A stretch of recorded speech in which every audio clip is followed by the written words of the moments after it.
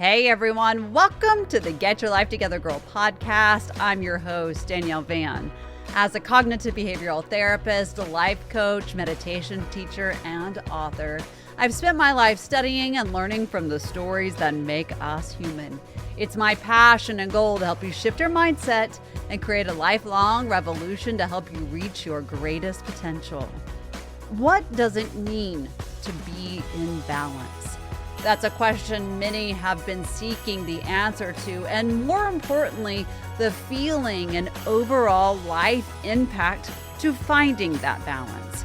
While there are so many ways for each of us to get there, one ancient medicine and lifestyle holds the secret and tools that you may be looking for. That's why I sat down with Ayurveda expert and teacher Emilie Berger to chat about balance and how our interconnectedness, mindset, body, and harmony in our lives can be found in such small, powerful, and purposeful increments in our day-to-day activities. Emilie's insight and daily tools have the ability to absolutely change your relationship to calm and to center. So let's get right to it. The Get Your Life Together Girl podcast starts right now. I know that we have very similar thoughts when it comes to really centering the mind, body, and spirit experience, especially that mind and body connection, which is so greatly missing for a lot of people.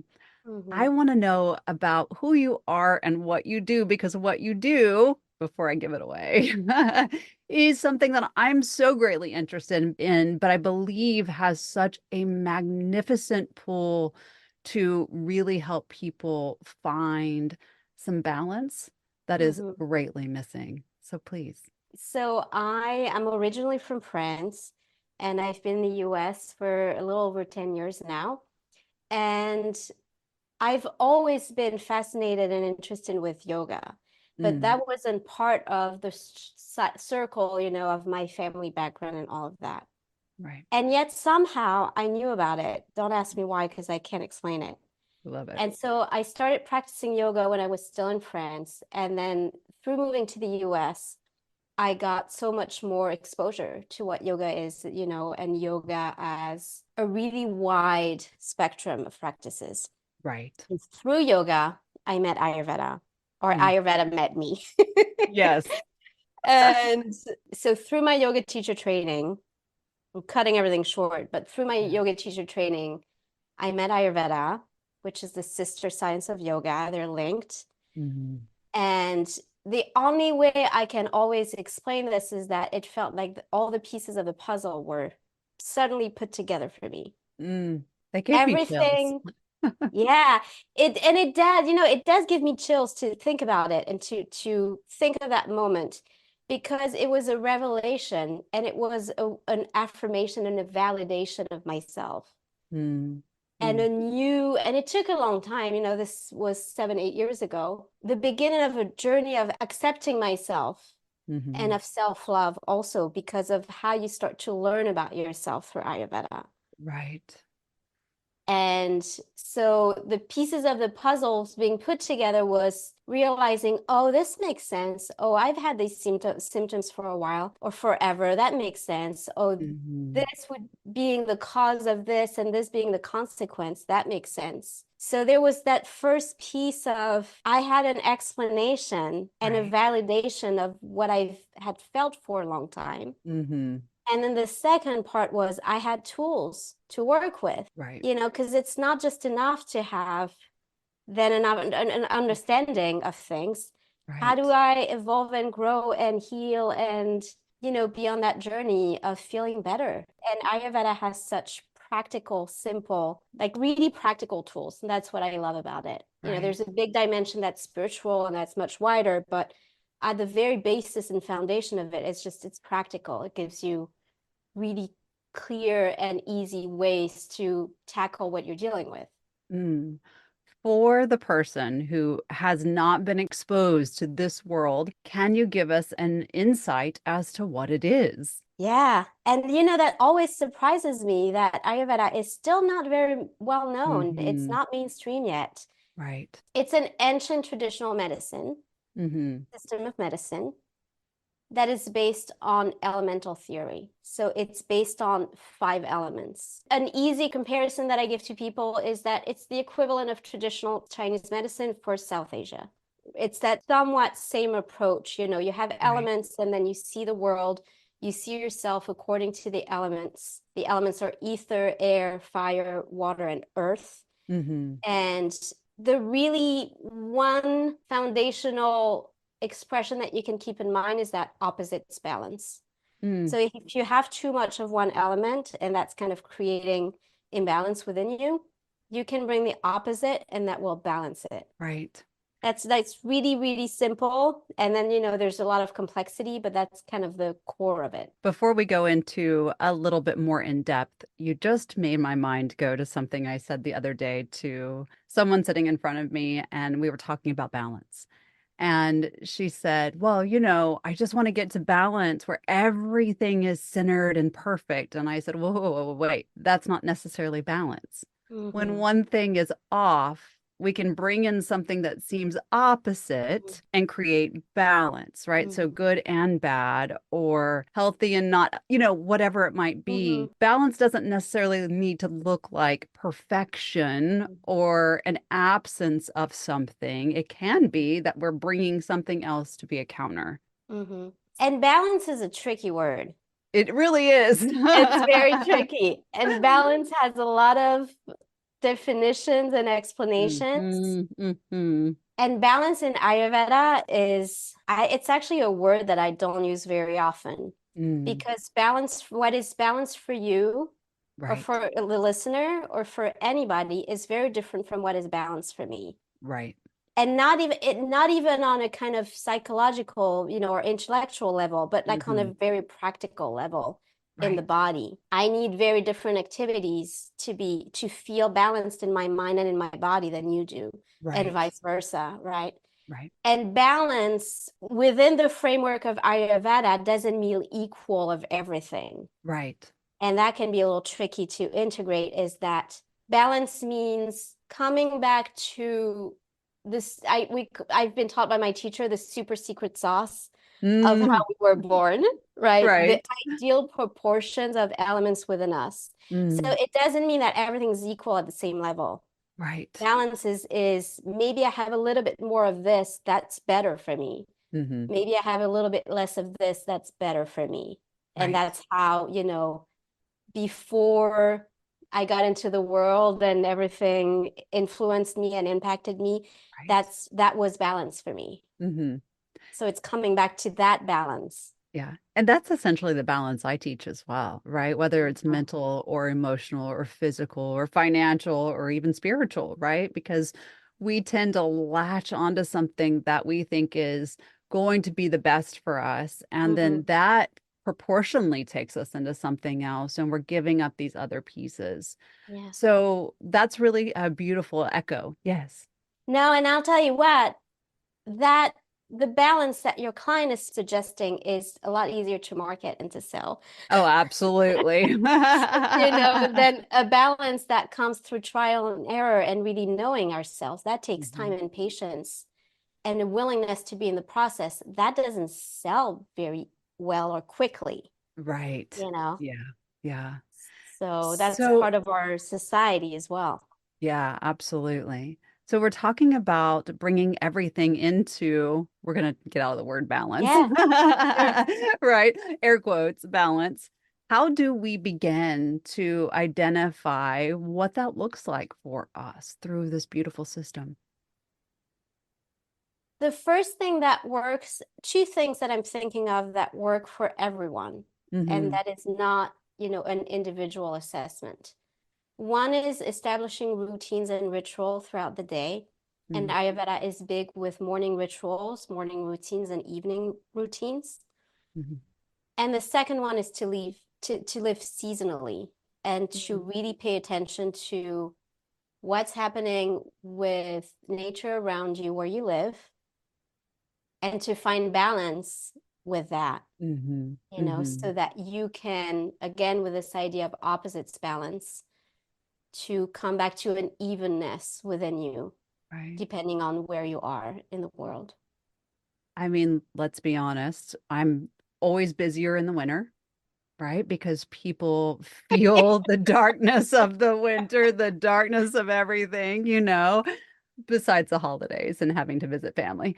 But, if we really look at the Mm-hmm. scope of when people come into a mental health office, Yep. it's during the winter time. So Yep. living seasonally makes complete sense to me. But what Mm-hmm. does that really mean? And before I get there, it also makes sense, in the winter, we are invited to slow down and to pause. That is very Hmm. uncomfortable. When Yes. you slow down and you pause, a lot comes up. And so it makes complete sense that one, we don't want to do that. Yeah. And two, when we do, it can be very triggering. A lot can happen. And this is where Right. that kind of self-love and compassion piece is really supportive. Hmm. Yeah. How do we, in the wintertime, begin to live seasonally? So it depends where you live. That's Hmm. tricky, you know? Do you live in a climate where it's really snowy and it's very, very cold? Hmm. Do you live in a climate where, if you live in Canada, if you live in Florida, or if you live in Iceland, or if you live in North Africa, it's going to look a lot different. What we're looking for in the winter is going to be to surf that wave of slowing down for sure, Mm. and resting more and doing less. Right. A whole lot of doing less. Yeah, Again, which is I'm working with clients right now, and it's very hard it is. emotionally and psychologically to do less. Hmm. Let's also put that on the table and be really kind to ourselves. It's not easy to do less. It's something I know I struggle with myself. Mm-hmm. To, like just do less. And I'm like, well, what does that look like? What does that Yep. feel like? That's very uncomfortable when you're used to doing, doing, doing. But then also just feeding the body and mind in a way Mm-hmm. that allows for the doing of less. That's Mm-hmm. also feels like a struggle sometimes. Sure. So doing less can be, resting and doing less in the winter, like on a very practical level, looks like sleeping more, Right. doing practices that are restorative, like restorative yoga or yoga nidra. Mm-hmm. Yoga nidra is a great practice to have year long, but especially in the winter. Mm-hmm. Doing things, in terms of activities, and if you're into yoga and breath work, that are calming and Right. soothing. And as we get into the spring, we can start to build that fire again, but not quite yet. Like Mm-hmm. let's also take the time to rest. Right. And then in terms of supporting the body and also supporting the mind with food, it looks like having warm foods. So trying to Mm-hmm. stay away from the raw, the cold, uncooked foods, because they're not supporting our bodies. They're Right. not supporting our minds in the winter. Having things that are moist and stewy, Mm-hmm. that have spices that are going to kindle the digestive fire, that are going to be a little bit of bring a little bit of stimulation. And to your point, it can be tricky because it also requires taking the time to cook, Sure. having the time to cook, which is a luxury, having Mm-hmm. access to quality products. Mm-hmm. So Ayurveda is very accessible and simple because it means you're using whole ingredients and you're making a simple stew with all kinds of stuff in it. I use my Mm-hmm. Instant Pot a lot in the winter, Yeah. so I can just dump a bunch of stuff Mhm. and then go rest, do some yoga nidra. And in a culture and society where we are pulled in all kinds of different directions, we might have families and careers that are very demanding. It's that piece that is that going to be my priority? Am Mhm. I going to put intention there that this is really important for me? And even Right. though my lifestyle doesn't necessarily create the space and room for that, Mhm. it's actually important to put that first so that then in my life, I'm set up for quote unquote success, meaning I'm going to feel grounded, I'm going to have energy, I'm going to sleep Mhm. well, and I'm going to be present for myself and then for others. Absolutely. I mean, I can't add anything better to that. It's the very truth. If we were wanting to walk into this path where we kind of open the door and say, I have to find something in my life that does help me find a new sense of alignment. Where would we start? I think the place to start is why you're doing it. I'm a Mm, big why person. right. I've Yeah. always been like I need to know why, because Hmm. otherwise I'm either one, not going to do it, or two, it's not going to stick. And there are Right. many things I've done in my life that didn't stick because it Hmm. was fine, it wasn't meant to be. So I would suggest to whoever wants to start with that kind of, taking care of myself in a different way, Hmm. why do you want to do it? Right. And then get really clean and clear with that. And I know that's not kind of the obvious answer to the question, No, but it is. but It it absolutely is. it provides the fuel and the fertilizer for everything else. If you Mm, don't know why, or if you're not clear about why, when you hit the first bump or obstacle, or you get busy and so some things are going to slide, hmm. you're going to give up, or that's just Right. going to fall to the wayside. And Right. so coming back to your why is how you can stick with it over a long period of time. Hmm. And then to answer your question, No, it's perfect. You the did answer the way the way question. I would start would really be with morning routine Mm, and some mindfulness practices. yes. So traditionally, we start the day in Ayurveda with cleansing and then nourishing. Mm, And these are steps that can be very quick and easy, and then they can be more elaborate if you want them to be. okay.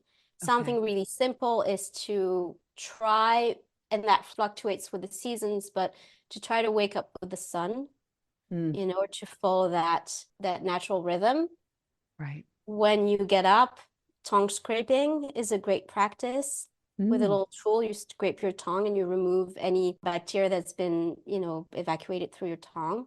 hmm. Having a lemon honey warm water in the morning, it helps to kickstart the digestive system. Mm, These are simple things, but they, right. small steps over a period of time make a difference. Hmm. Having a moment where I call it a moment of mindfulness. First thing in the morning when you're alone, Hmm. it can be meditation. Traditionally, it is meditation and breath Right. work and yoga. It could be journaling for 10 minutes. It Hmm. could be lately I've been knitting and spinning, and I love it. that's been really Yeah. lovely for 10 minutes. You can make it look like what works for you. Hmm. But having a start of the day that is really intentional is super important. And Hmm. honestly, we all know this. Yeah. If it was that easy, we would all be doing it. Right. Like, let's also put that on the table. Right. And so it does, again, it requires, okay, why am I doing it again? Why does it matter? Hmm. Hmm. And then am I going to set that as a priority to start my day? Right. And not fight it when you get there. I think that's the Yeah. big thing. I know that the sort of an assignment that I give often is, get up and let's find at least 10 minutes. Give me 15 if you have it. But fighting it, whether Mm-hmm. sitting with the breath or finding the pen to the paper or just, having that moment with the beautiful hot water and Mm-hmm. having that expression for the self. I often hear, I did these things, but it felt rushed or I wasn't connected or, I was thinking about a million other things. And I said, well, actually, you didn't find a space of mindfulness then. What you found was the space of go, go, go. You It's a just great were point. not in motion. Mm-hmm. Yeah. It's a great point. And to kindly but honestly also look at that Yeah. of, oh, it's kind of interesting that it's really hard for me Yeah. to take time in the morning and to, have some mindfulness and to start the day in a different way. How interesting. What is that? Where does that Yeah. come from? Right. Like, why am I being so resistant to taking care of myself? Mm-hmm. And so, Mm-hmm. we can go in two directions and, depending on your family background and your society background, you can go Right. into the beating yourself up about it. How, oh, it's just like being really hard and strict on Right. yourself about it. You're failing and you're doing it wrong. Mm-hmm. Or you can be like, interesting.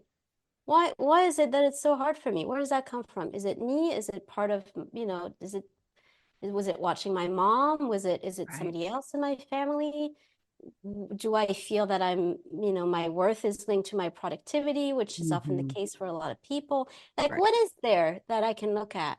Mm-hmm. Because looking at the resistance with more strictness and judgment Mm-hmm. isn't helpful. Right.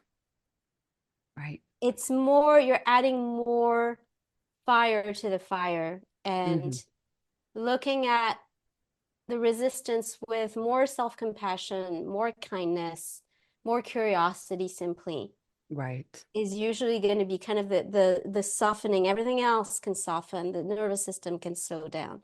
Yeah. It's bringing our own validation to what our very human experience is. Yes. Agreed. It's very interesting because why can't I? Why? Just slow down for just a second. Mhm. What was the first thing that came up?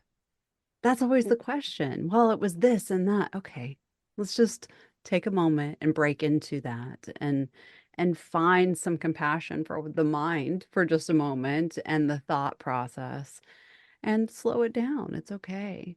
So in the morning routine, in the importance of it, I mean, I know for the last 10 years, that's been my important moment, alone, a mom of three, very busy, right? Mhm. Whew, must have it.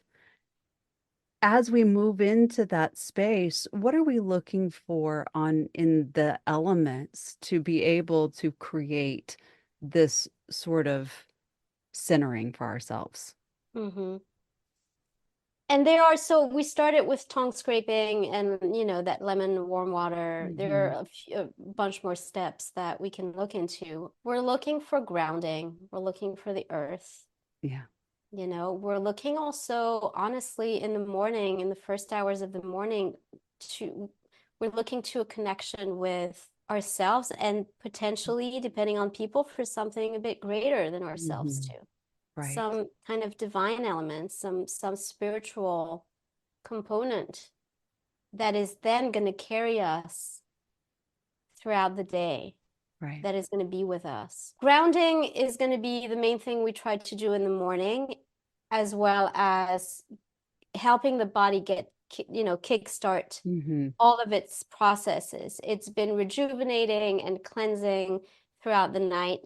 And now we're kind of setting it up, setting the physiological body up for success through, in terms of digestion, of elimination, all of these practices, so that we, it's tricky because you can you can address the body and you can address physiology to impact the mind, Right. right? So you can support the body Hmm. and your mind will follow. Right. And you can also do it the other way around. You can support the mind. You can Hmm. start with the mind, and then the body will follow. Absolutely. There's no right or wrong. You have different points of entry, Hmm. and you can work with both. And that's what's really interesting. Hmm. I love that you said that because that is 100% true, at least in my thought process and everything that I've done, both personally and with so many people, is that, you know, well, one, I want to back up for just a moment. You said your body's been resting and rejuvenating, and now we want to set you up for what is to come. While that is very, you know, logical, I don't know that I've ever even thought of it that way. Mhm. And I think that's so powerful, right? We have been resting. We know what it feels like to not have rest, right? To not have a great night's sleep. And we're trying to like just claw our way through the day. But should we have had a great night's sleep, Mhm. our next duty to the mind, body, and spirit really is to prepare it for that next phrase before we actually go back into that rest and rejuvenation. Beautiful way to put that. There's so much that happens at night, Danielle, Yeah. that we don't know, and which is why, I mean, we know about it, but we don't think about it, which Yeah. is why when you have sleep issues, it creates huge, huge health issues. Mm-hmm. Because what is supposed to happen at night is a cleansing process, a processing process. Mm-hmm. You know that we're Right. processing everything on a physiological and on a intellectual, emotional level. Mm-hmm. And so when that cannot happen efficiently because we're not sleeping well, it's tricky, right, to Right. start the day. And if that is happening over time, it's also tricky. And what Right. I want to say here again about this self-compassion and kindness, what comes up in the wellness industry a lot is that, oh, then there's a lot of guilt associated Right. with it. It's like, Mm-hmm. you know, I'm Yeah. trying not to swear, but it's like, all right, Oh, so no, go already ahead. it's like, fuck, I'm not sleeping well. Yes. Plus now I've done it to myself and now I'm feeling even shittier, you know? Yes. And it's like, Yep. there's a lot of guilt. Yes. Right, this came out. I There's a know lot there is no bar hands. Like we don't put kid gloves on this place. there's a lot of guilt and shame Right. when you're suffering from the Yes. consequences of your body not functioning well. Right. And the truth again is can we move to a different place than guilt and shame because they're not helpful either. Mm-hmm. Mm-hmm. How do we solve the problem of sleep, for example, insomnia or poor sleeping? Mm-hmm. How do we solve the problem of digestion for people who have digestive issues without leaning into the guilt of, oh, I'm responsible in some way? Right. It's so true. It's a practice that I've over the last year had to really ignite within myself. Like, you didn't have a good night's sleep. You're not Mm, going to be able to give 100% of yourself. yeah. And you demand 110% of yourself. So now we even have a greater disparity, right? This Hmm. is a bigger problem at this point. So take it down to 70%, and that's okay. Yeah. That's okay. It's fine. But And I it's don't. even okay if it doesn't feel okay. It's like Exactly. if you're like, oh, Exactly. but I don't want to take it down to Right. 70%. Yeah. Like that's okay too, that you Yeah. recognize that it's, Hmm. there's resistance there. Right. And you can do it anyway. This is what I Right. tell folks, it's like you can you can be mad at something and then decide, yeah, I'm gonna do it anyway because that's good for me. Right. Exactly. So we're eliminating that piece and we begin to then lean into tongue scraping. I'm going to be honest, I've never done it. It sounds kind of scary and It easy. is. All right. So I would love for you to try because this is the number one thing that I put on folks' protocols, and that is just so easy. They love it. They keep it forever. All you do, I have a little tool, and that looks like a U, a Right. reversed U, and then you scrape. And maybe scraping is scary. It's a I think scary that's word. it, right? You just gently you gently press the tool from the back of your tongue to the front. And you do that a few times, you rinse and you're done.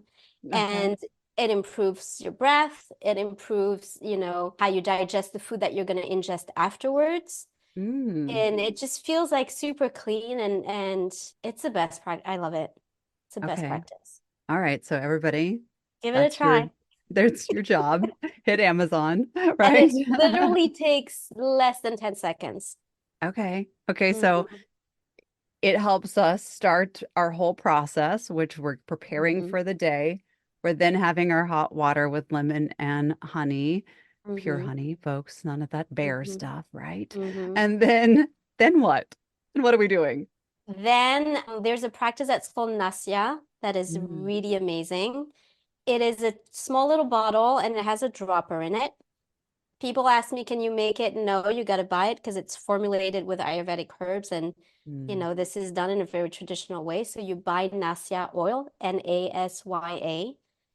And what you do is you drop a little drop of oil on your finger and then you rub it inside your nostril. mm, And then you drop a little drop on your finger and you do the other nostril. okay. And it's kind of regressive because you're putting your finger up your nose.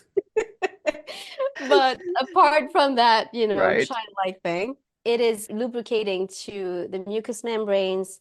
It Mm, supports the respiratory system because it has, herbs and different mm, oils that are really supportive for the lungs and okay. for breath in general. It helps you breathe better. It is great for immunity because a mucous membrane that is nourished and hydrated and moist is actually more effective than mucous membrane that's dry Okay. against, whatever you encounter in the day. And it's also very soothing for the mind.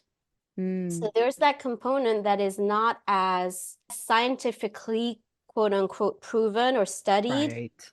but it actually is soothing for the mind because you bypass the blood-brain barrier. Whatever you Mhm. inhale or use in your nose is very supportive for the mind. Right. So it helps start the day with good breathing, clear breathing, and also a calm mind. So Right. that's usually next in the routine, and that's before any breath work you're going to do, Mhm. because then you start your breath work practices with, passages that have been supported, and it feels a lot Right. easier. Right. So after that, traditionally, you would sit, do some breath work, take some time to meditate. You could have a Mm. yoga practice before, but this is where it gets tricky because it starts to be a really long morning routine. Right. 4 So hours later, we're ready to prepare. yeah, No, I'm just but kidding. traditionally, but it's true. Right. Traditionally, you would get up around 5:30, 5:30 in the morning, Hmm. and then you don't have to be at work at 8. Right. So, Right. it makes sense that these practices are pretty long and involved. Hmm. And it also makes sense for us to adjust them to our modern lives. Most of us have to be at work at 8, 8:30, 9 Hmm. at the latest. And if you have kids or if you have things to do in the morning, it can be a lot. It Right. might mean you're getting up super early, which may also not necessarily be beneficial. Right.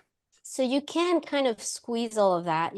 What I tell folks is your breath work and meditation practice can be 15 minutes. Hmm. Maybe it's 10 minutes. And then Yeah. if you do have time on a specific day or in the weekend, you can make it Mhm. longer. Right. But what is going to work for you so that you're going to do it every day? Right. Because if you're not doing it because it's too hard or too long, what's the benefit of that? It's Right. better to do it, adapt it, and adjust it to what is working for Hmm. you than not do it. Right. Well, and quality too, right? Mm-hmm. Because if you are trying to jam everything in and you know that you don't have enough time for that and Mm-hmm. it's rushed and it's not intentional, I would much rather you have 5 minutes of quality Yeah, than an hour worth of frazzle and frantic feelings because you now have set the entire day in that motion and it takes a sure. lot more to get out of that than it Sure. does to just sit in that beautiful space for 5 minutes. You were to come back to a question you were asking earlier, what are the goals of these practices, is Yes. to really also regulate the nervous system for the Mm-hmm. day, to Mm-hmm. make sure our nervous system is in a stable place to then get into the world and for it to be more resilient Right. once we get into the world. So the nasya oil is also a piece of that. We Right. are working on the mind and we're calming the nervous system. There's a practice that's called abhyanga, and that takes a little bit longer because you're oiling your entire body. Mm. Traditionally, it's done in the morning. I usually recommend because it's easier to do it in the evening. Right. And this is the number one nervous system support tool that I give people Mm. because you're putting on your body a medicated herbal oil, and that's penetrating really deeply into the tissues, Mm. and that's nourishing and impacting the nervous system in a deep, deep way. Mm. And we talk about the nervous system more these Right. days. And yet, what are the very specific practical tools that we have to support it? You know, Right. Yeah. there are some that are mainstream, but not a ton. Not a Right. ton. Right. Meditation, breath work. I know Mm-hmm. that that's something I always teach is that your breath is the number one regulator. But as you said earlier, where your mind is where everything follows. Mm-hmm. And so just that thought process of being able to be, I would think, very intentional as Mm-hmm. we are oiling the body and Mm-hmm. being very present with the self, that just feels good to even think about. And it's a really, touch is Mm-hmm. something extremely important. And Right. for some of us, touch is not something we get a lot, Right. And so receiving touch from yourself, the body doesn't know whether it's touched by you or somebody else. Right. So receiving touch, oiling the body and touching yourself as you're doing that, arms, legs, belly, provides also a really soothing, grounding, calming, almost like a motherly, but a good motherly Yeah. touch. This Yeah. this kind of soothing a baby Mm-hmm. idea. And for some of us, it can also be hard. That Yeah. there can be a lot of resistance there to Right. receive this gentle, loving touch. We may not, whether that's conscious or unconscious, there may be a lot of resistance to be gentle, Mm. to receive Mm-hmm. gentleness. Mm-hmm. It's the same thing we started with, this idea of pausing and resting. It looks great on paper and we're all on board, Right. but it's hard. There's a Right. lot in the way in terms of worth and self limiting beliefs and Right. that we may not even know about. So this touch with Abhyanga is very soothing and calming and nourishing and can do a lot both for the nervous system and the mind and our Mm-hmm. emotional landscape. And there can also be a lot of resistance there to Yeah. look at. Mm-hmm. Compassion is one of the greatest things that I think most people struggle with when it comes to Mm-hmm. the self. Being able to recognize that to stay with yourself means to be able to be compassionate with the Mm-hmm. self. And it does show up in the way that we manipulate the body or, touch or not touch. And, it's something to identify if you're uncomfortable, why? Mm-hmm. And can you soften into the discomfort in Mm-hmm. order to make it work for you? Yeah. And open up to receive care. That's Hmm. a big one. Maybe I'm just articulating this now as we're speaking. Maybe underneath often is the receiving care, Right. especially for folks who are busy, busy, busy, doing a Yeah. lot, taking care of the other people, being in Hmm. charge, or being the organizers. They're the ones grocery shopping and cooking the Right. meals and putting the kids to bed and doing the chores and making sure all the appointments are, Yes. even as I'm speaking faster. Yeah. The making sure that the appointments are scheduled and this and following up.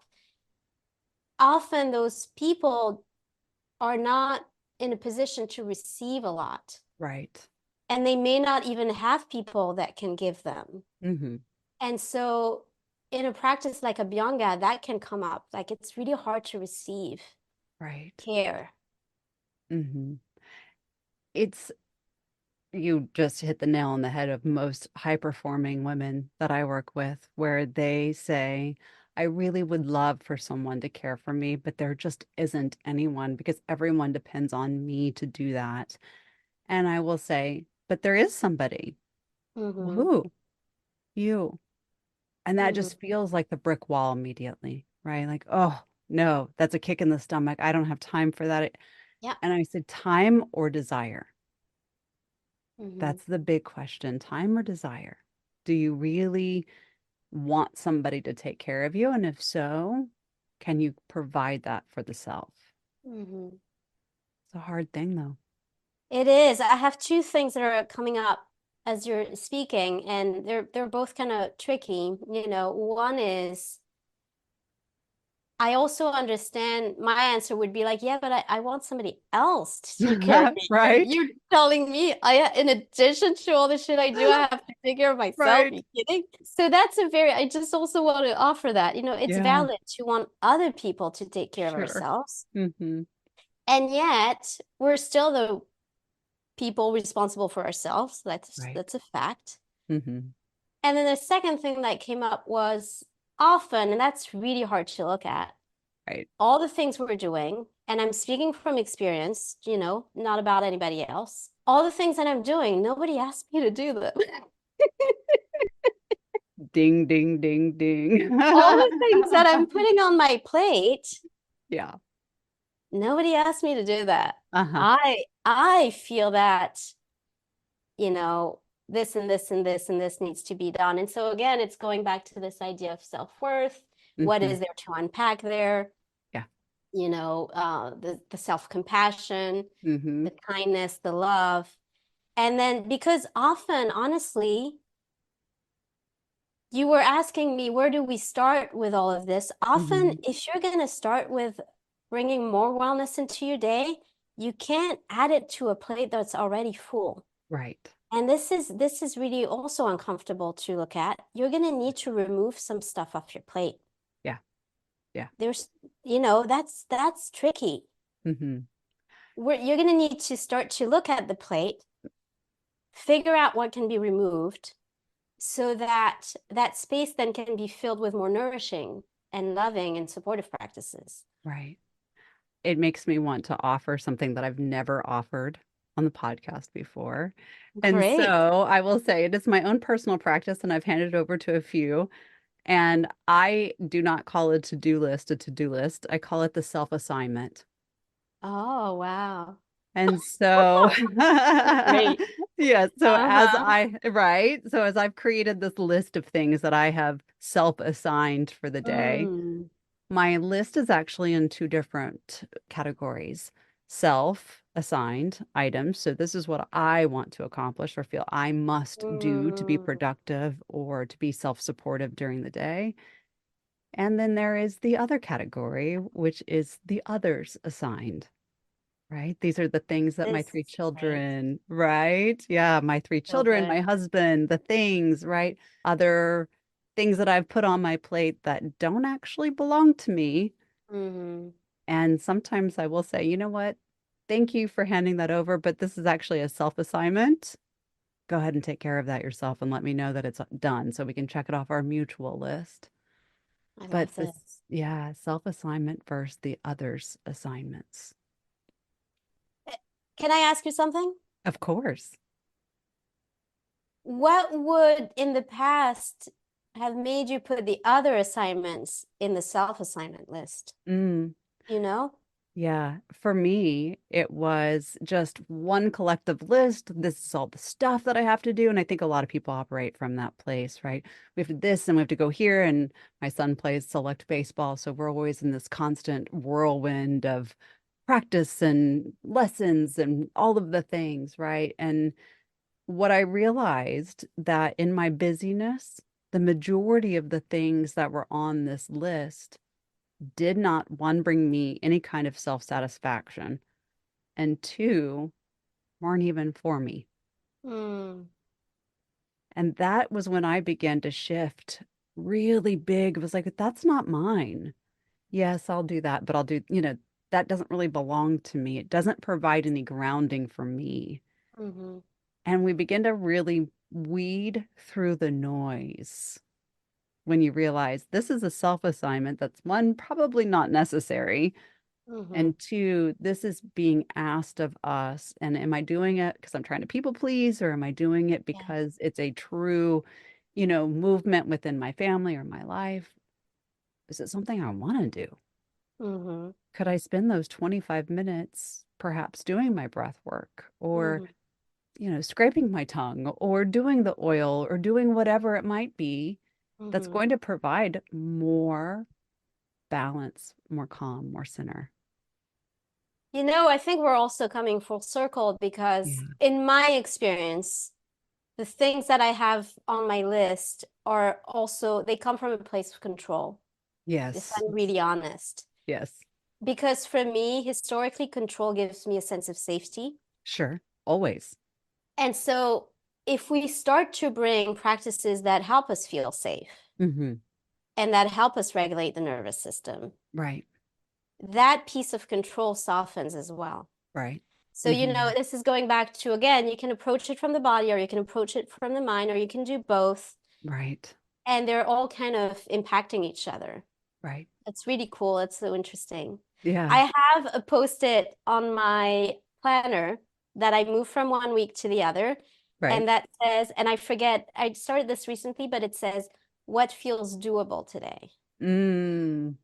Mm. And it's Mm. very different every day. Sure. Some days a Again, lot feels doable, and right. some days I have to cancel a bunch of stuff because that doesn't Right. feel doable. Yeah. I mean, that goes back to the do I have 80 or do I have 110, right? And Mm-hmm. permission, Yeah. right? Permission is a sidestep to control.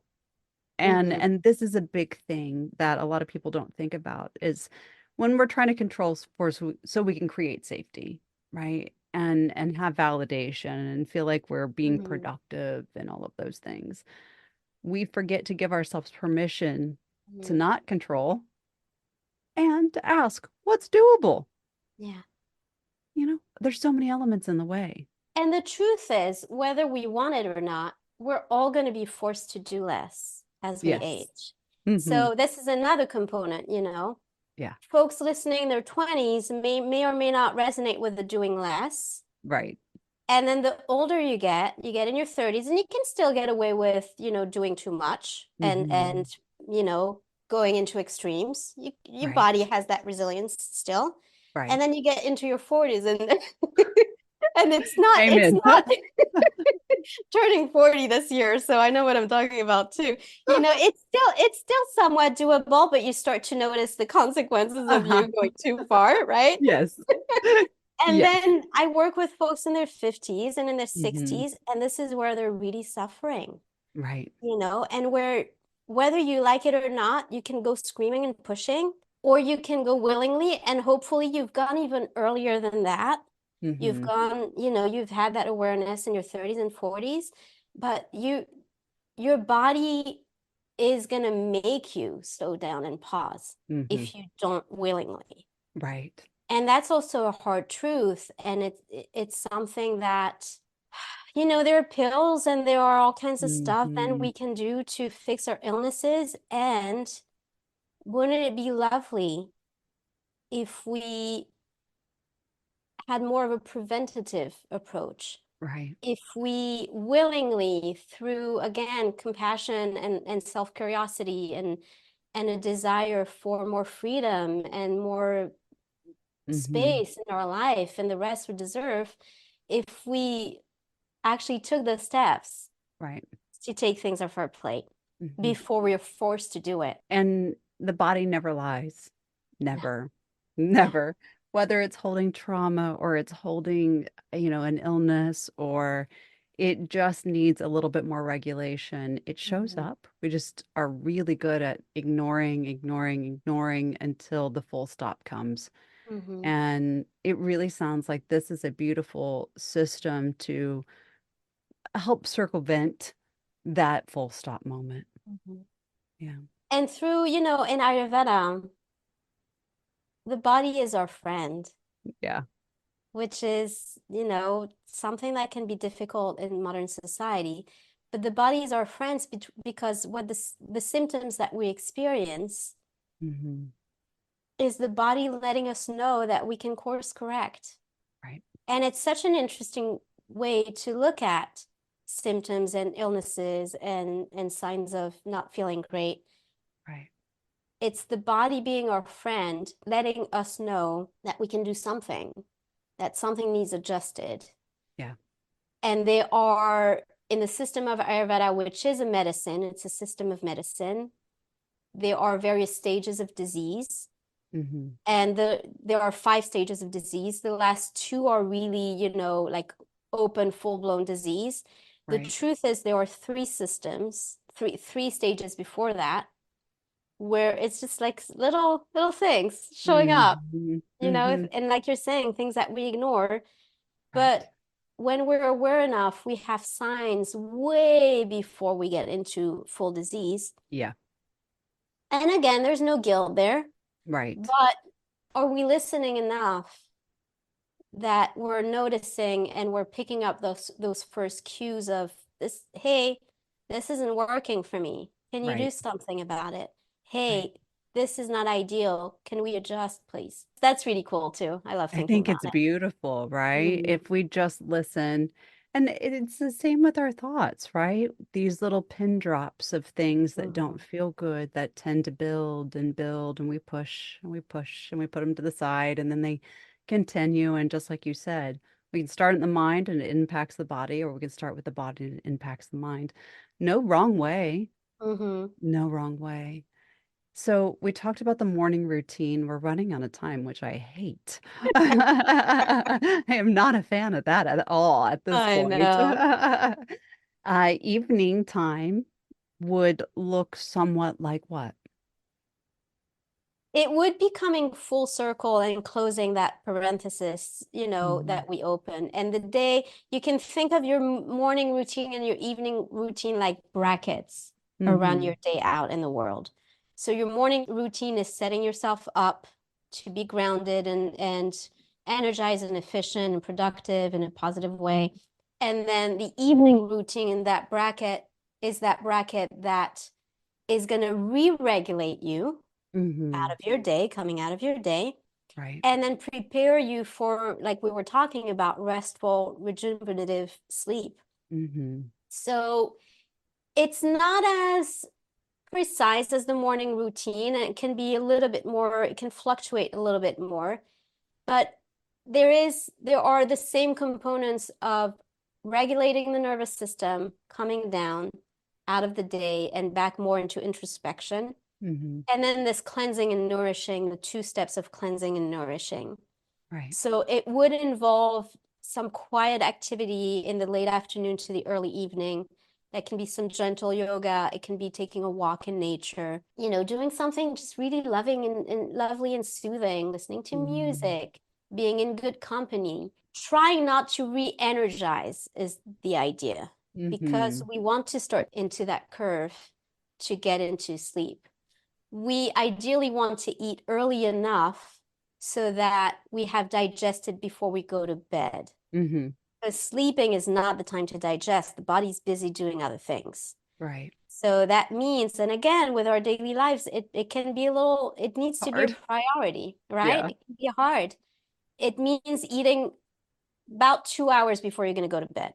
So around 6, 7 at the latest, which, I'm a European.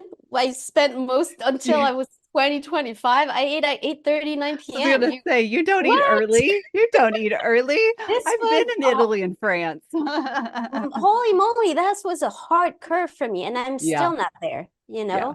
But Yeah. I tell you what, when I do eat around 6:30, I feel so much better. I sleep so much better. So Right. going back to the why am I doing this?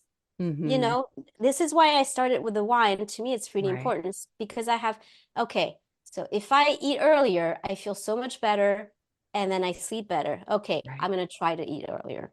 Like Right. it gives me motivation and incentive to actually do it. So breath, you could have some breath work, soothing breath work, especially if you're having a hard time going to bed.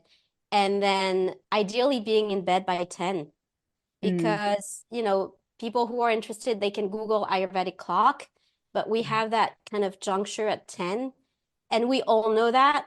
Often Right. if you're still up around 11, 12, this is when I'm going to start reorganizing my whole apartment Right. and getting into that project that is going to take me for, like, you get that second wind. Mhm. So Mhm. ideally you want to be in bed around 10, 10, Right. 10:30, 11 at the latest, so that you can have a good night's sleep and you can really rest and rejuvenate Mhm. throughout the evening. And then that Abhyanga piece, the oiling of the body, this is usually when, for most people, it's a great place to do it at night because Mhm. it's soothing, because it takes a little bit longer. So it's a nice way to calm down at the end of the day. Right. And it's a little bit more easy to do at night than in the morning. And are we using the same oil as the morning, or is it a different oil?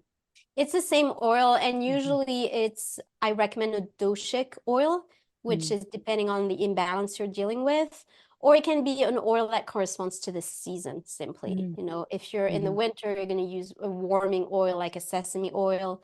And then again, there are formulated oils with herbs in them. A sesame oil is great to use in the fall and the winter, and then a sunflower oil, which is a little bit lighter, gets absorbed a little easier, is great to use in the Right. spring and in the summer. Mm. I'm excited to try this practice. I really Yes. am. I know that we both are teachers on Insight Timer, which Mm-hmm. is such a beautiful community. And if you're not Yeah. on it, definitely go there. It's not just meditation. There are courses, So which is much. there's so much, right? Which Mm-hmm. is how I found you. You do have courses on there Yeah. for learning more in depth. And where else can we find you? Where can we follow you? How can we get started in this journey? Just give it all. Okay. Insight Timer is a great platform, and that's where I do actually non-yoga and non-meditation workshops Right. because I want to bring a little bit of something else. So it's usually, a Mhm. conversation, a lecture about something ranging from Ayurveda to holistic tools to aromatherapy. It varies. Primary place to find me is my website, theholisticinitiative.com. This is where Beautiful. it's kind of the central hub. And then from there, you'll know everything that I do. I'm pretty active on Instagram. Mhm. And then I'm becoming a lot more active on YouTube because I want to offer these kind of short, effective, useful videos that have content that is accessible to everybody. So that's Mhm. been really fun to film that lately. The newsletter on the website is a great Mhm. place to be updated with everything that I'm up to. Yeah. Part of living my dosha or living my Ayurvedic makeup is embracing that. I have all kinds of ideas and I follow Mhm. them and I go for what excites and inspires me, and hopefully, that's felt Mhm. by people and that also inspires them. Yeah. When you live from that space, which is really where we want everyone to get to, right? Yeah. Where we are inspired and we're following that inspiration, it's really difficult to find anything wrong. Mm-hmm. It really is. It's like, wow, you know what? I'm so excited for this day. Again, coming through the mind to Yeah. impact the body. And, I can tell just based on what you do and how you're living, it's absolutely being shown and felt. So Thank you, Danielle. thank you for your time. I end the podcast the same way, which Okay. is to ask you if you would share three things that you are most grateful for right now. Oh, it's such a beautiful question. I don't want to think about it too much, I don't want to Mhm. overanalyze it. I'm grateful we moved last year, and it was a, Mm. a really long coming move out of New York City. We're now Mm. in Portland, Oregon. And I am Wow. so grateful for this move and the quality of life that it's brought up for Mhm. me, for my husband. So that's number one. I'm grateful Yeah. for that. I'm grateful for I'm grateful for my husband, who's my partner, Yeah. and we have very different lives, and we have all of our interests, and we also meet. Yeah. I love that dynamic of having our own personal lives and also having our common life. I think that's, Yeah. going back to balance, beautiful balance. And I'm grateful for being able to share what I'm really excited Yeah. about, for this conversation, for Mhm. all the conversation that we get to have, Yeah. for the permission we get to give each other, and Yes. this encouragement to compassion and love and living life a little differently than what society tells Mm. us we should live our lives. I'm grateful for that. Yeah. Ugh, Thank you. that last one, well, all of them, but that last one is so powerful. And it's something that is the echo that I hope that we create in Mm-hmm. everything that we do. So thank you for those three. Thank you for your Thank you, Danielle. knowledge. We're going to put all of the ways to connect with you and to work with you in the show notes. So please make sure that you go there, follow on Instagram, go to Insight Timer, YouTube, all of the things, because this isn't just a method. This is a way of life to bring yourself into balance. And there are many different ways to do it. The question is what works for you. Thank you, Emilie. Thank you so much, Danielle. What a beautiful conversation. I once again find myself walking away from a conversation feeling as if I have learned something and I feel fulfilled in the new knowledge that I have gained, and I hope that you do too. If you would like to learn more and connect with Emilie, visit her website at theholisticinitiative.com. You can also follow her on Insight Timer or Instagram, where she has different courses and abilities to connect with you. Again, you can find her at Holistic Initiative, or you can do so by searching her name, Emilie Berger, and Emilie is spelled Emilie. Thank you so much for listening to the Get Your Life Together Girl podcast. If you've enjoyed these tips for bettering your life and you're not already following me, please do so on Instagram, Facebook, TikTok, Clapper, and now Threads. You can also turn on your notifications on whatever platform you've listened to the podcast today, making sure that you do not miss another episode. We'd love for you to review the episode as well, as it helps us spread the message to those who need it the most. You can also visit my website at getyourlifetogethergirl.com for more information, the show notes, merch store, and even my own courses. I hope you'll join me there. Until next time, be kind to yourself and others.